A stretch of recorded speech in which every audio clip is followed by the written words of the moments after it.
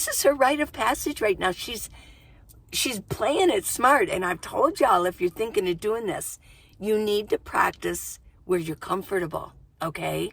And if you know your city, if you know your town, start playing with it. Even if you still live your home, start playing around with it and go do it. It will eliminate your fear. Virtual high five. Let's be a little more celebratory of our lives and things that we've accomplished. We've made it this far, everybody. So high five and good job. Good job, everyone. Now today I'm going to talk about two things and they both come together. Okay? So the first one is fear. Okay? And the second one is overnight parking.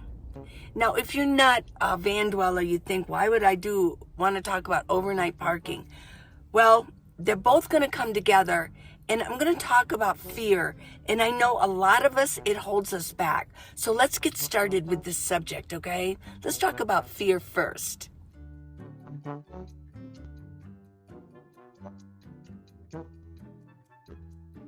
I want you to watch this all the way to the end because I do have a pretty good story. You know, I can spin a pretty good tale.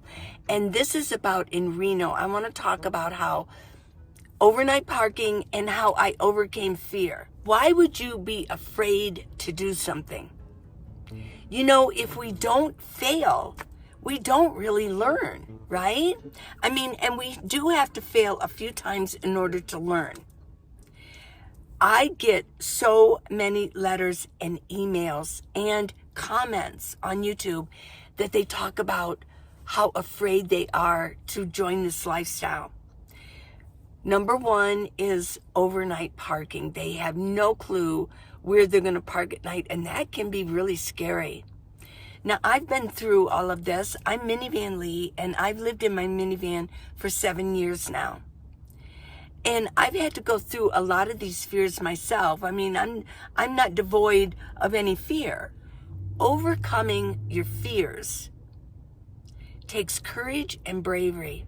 You know, a hero, you know, they say, oh, he's a hero. He went and saved somebody.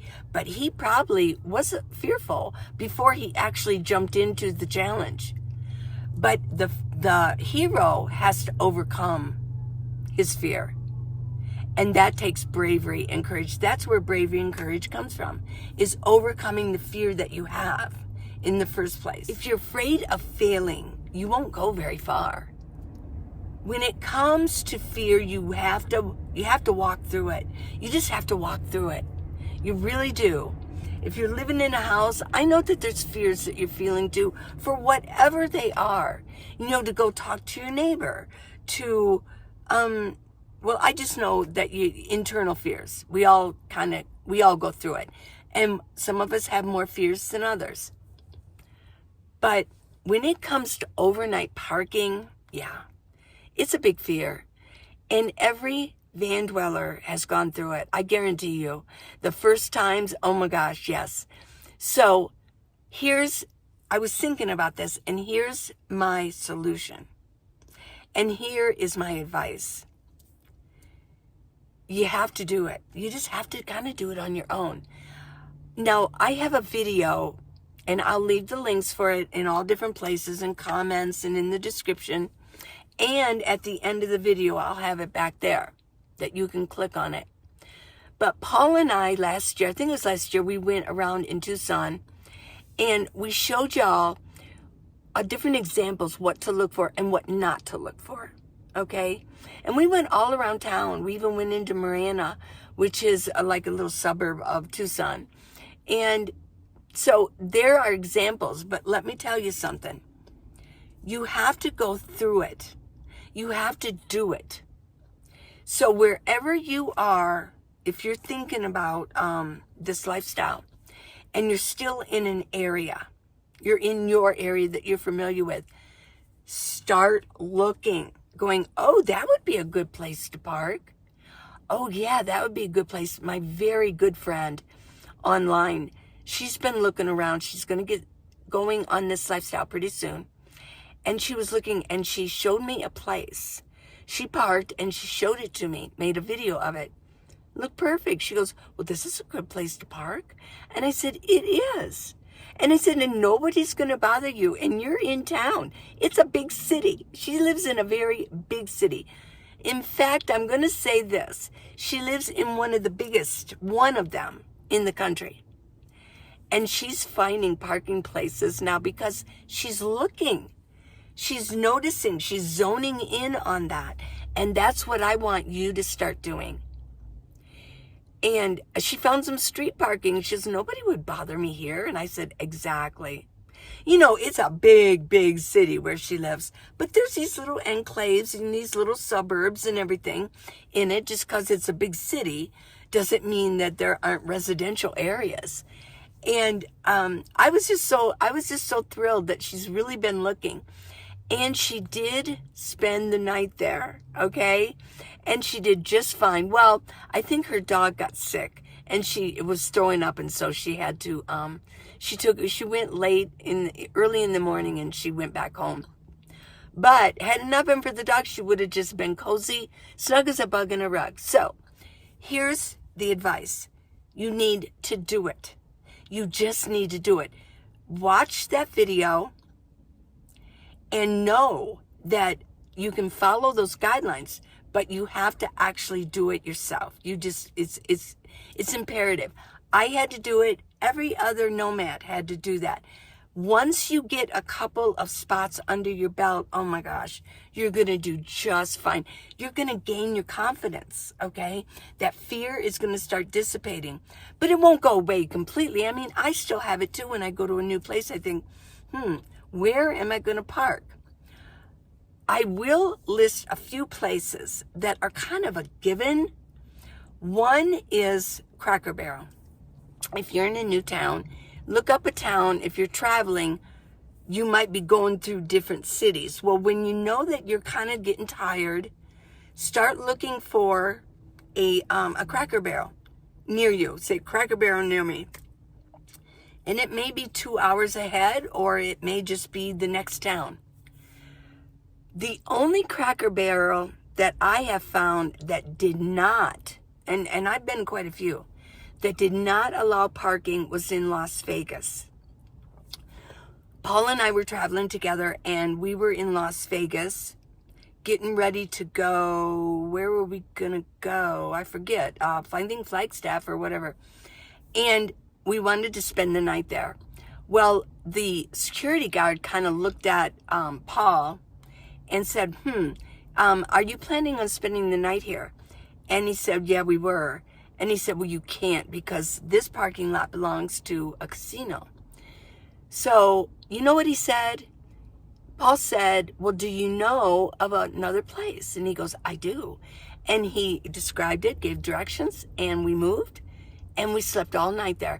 Really, people really will become helpful. I can't guarantee that every policeman is going to be helpful.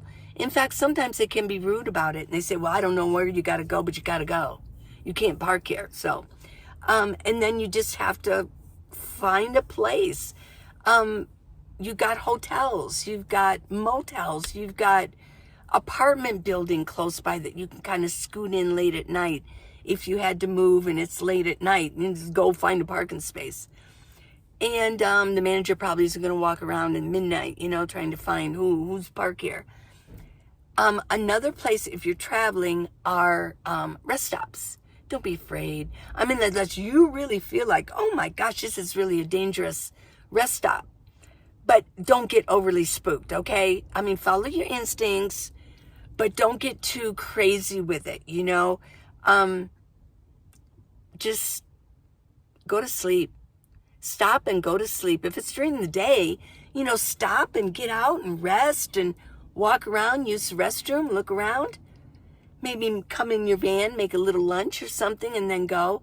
But at night, just get there before dark so you can get there and get a space. A lot of us don't like to travel at night. And park and make your bed and go to sleep.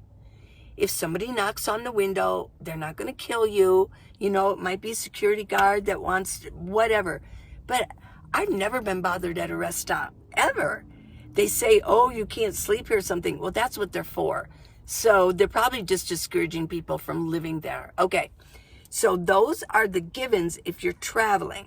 Okay. If you're in the city, and I'll tell you, in Flagstaff, the Cracker Barrel is full every night. And why? Well, Cracker Barrel doesn't care. They know that you're probably going to come in and have breakfast. And if not, they just let people park there. I don't park there at Cracker Barrel. I can guarantee you, I don't park at Cracker Barrel. Once I have found, let me just say in Flagstaff, it's a little side note, it's not so much now, but soon, there are going to be so many nomads up here that it almost starts looking like a rundown trailer park. It does. Maybe this year will be different, but I don't think so. You got the most obscure looking, trashed out vans, minivans and vans, and oh my gosh, parked there. Right now, it's pretty cool. I just don't park there. I have my own spots, okay? But I don't park at Cracker Barrel. That's for sure. I have, but not anymore. So, some people spend the whole season in here in Flagstaff because of the elevation, and they park every night at Cracker Barrel. They get there early so they can get a spot. Ooh. No, it's not my cup of tea. I've got my own places. So Cracker Barrel is kind of a given, but I like to do residentials. That's really what I like to do. And you just have to do it.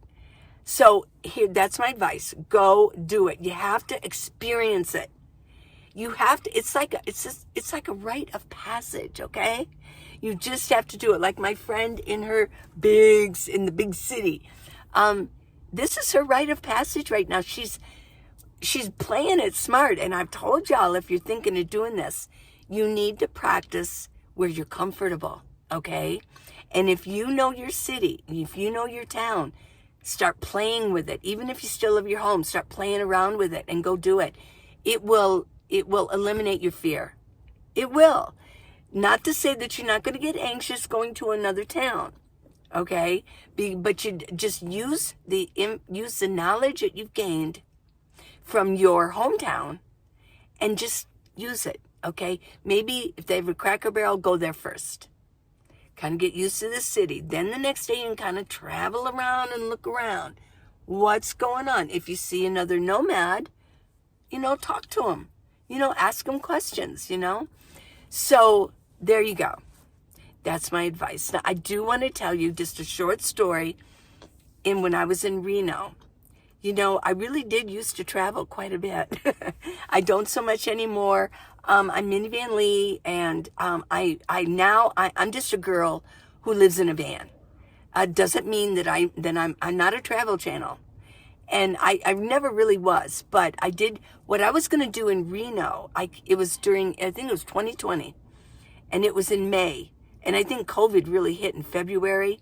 So in May, I wanted to go and work I needed to get to work. And I wanted to work at Amazon because I'd done it before in different parts of the country. So I applied for Reno. They said, be here in 2 days. Well, it just was in luck that it took 2 days to get to Reno. So I drove up. My first stop, I rested. I drove all day. Ugh, I hate that now. In Las Vegas, okay? And I'd already been to Las Vegas before, so I knew Las Vegas. And what I did was I parked at the Amazon, okay? They don't require stickers or anything, and I know Amazon very well. I know the system. So I just kind of scooted in at night, and I parked there. And then in the morning, I took off, and I went up the highway, I think it's 95 maybe, and it goes through Area 51. And I made it to Reno just in time. I really did. I was a couple hours early. Went to Amazon, and right away, and they said, oh, you're early, but come on in. Let's get you in the system. So then I just punched in parks in Reno, because I want to go to a park and see the parks. They got Truckee River. Oh my gosh. Well, I'll tell you about that later, but I'm going to tell you about the parking, okay? I think this was at a point where I was towards the end of my 2 months working at Amazon. Got a train coming. Woo woo! woo, woo, woo. And I started going to a different park, Idlewild Park. So if you're in Reno, I think you probably still park there. After 2 years later, I visited Reno. You could still park there. Anyways, so I used to go there during the day on my days off. And then I would go to a truck stop to sleep. I knew that's where, I could sleep at a truck stop. And it was a famous truck stop. A lot of nomads parked there. Okay. Well, one night at Idlewild Park, I'd met Red. Only talked to him a few times. We really didn't know each other too well, just by hey, hi. And I just, that night I just didn't want to go anywhere. I didn't want to move. I didn't want to drive. And I thought, I wonder if anybody will bother me. It was the best parking spot ever. I thought, I wonder if anybody would. So it just started getting darker and darker. And I thought, I'm going to make my bed. I'm going to pull my bed out and I'm going to sleep. But it was scary. It really was scary. So, it was scary. I was the only one left in the park. I was like the only one there. Well, I just thought, okay, just go to sleep. Someone just said, go to sleep. Just go to sleep. Don't worry about it. But every once in a while I'd wake up and open my eye and look out. I'd look out. Then, I think it was around like 1, I heard behind me. I couldn't see them, but I could hear them. They're probably drinking and smoking, But there was like this little gathering back there. It was very small. And they were laughing and yucking it up, right? The next time I looked out, it was starting to get light out. And I thought, yes, I made it. I actually slept at the park. It was so nice. Because the wonderful thing is most of the parks, Truckee River runs through it. It's a famous river. And it runs through, I could hear it in the background. What a beautiful place to sleep. I could hear in the background the river flowing. I had trees around me. You could hear the wind going through. Oh, beautiful park, beautiful park. Well, the next morning, Red showed up. He had a dog named Sappos, right? And Red showed up, and that's when I really got to know him. And I said, guess what? He goes, what? I go, I slept here all night. He goes, no way. I said, yeah.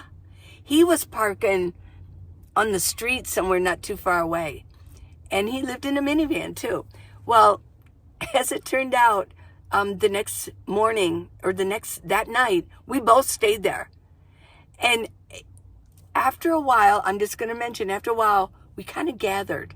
We gathered a group that just stayed there. Nice, really nice folks, right? Nomads. And then eventually, I think it was a month later, Max came. I told him about it. And so he came to Reno and he stayed a couple weeks. And we had this little grassy area. Max is the one that coined it. He goes, this is our grassy knoll. This is a grassy knoll. But we used to sit out there and make coffee. We'd sit out there and talk on the ground. Oh my gosh. That was so much fun that first year. I was solo, totally solo. So then eventually I quit Amazon. Or I'm not sure if I had already quit. I don't know the timeline, but that doesn't matter. The real crust of this story is I overcame my fear. I took a chance. And look what happened. I wasn't even from Reno. Of course, neither was Red, but he'd been there a lot longer than me. And a lot of those people weren't from, some of those people that came were from Reno. We just started gathering people. That was a lot of fun. So don't be afraid. You have to overcome your fear. And you have to walk through your fear. You have to gain some experience. So I will stop this now. Hope you enjoyed my story about Reno. I loved Reno. I don't know if I'll be back there, but that was a lot of fun. Okay, now, if you want to give me a gift, if you want to support me, however small, $5, $10, or more if you can afford it, and if you want to. If you can't afford anything, don't worry about it, really. But I don't make a lot off of the YouTube videos, okay? So if you want to support me and you love me and I'm your beloved YouTube creator, you can do that. Go to minivanlee.com and click on gifts. It's easy and it's safe. Okay, so I'm gonna end this here. I love you guys. Tomorrow we'll have something else, okay? Mwah. I love you guys. Thanks for watching it all the way through. I really appreciate it. And subscribe. Oh my gosh, please subscribe. Bye.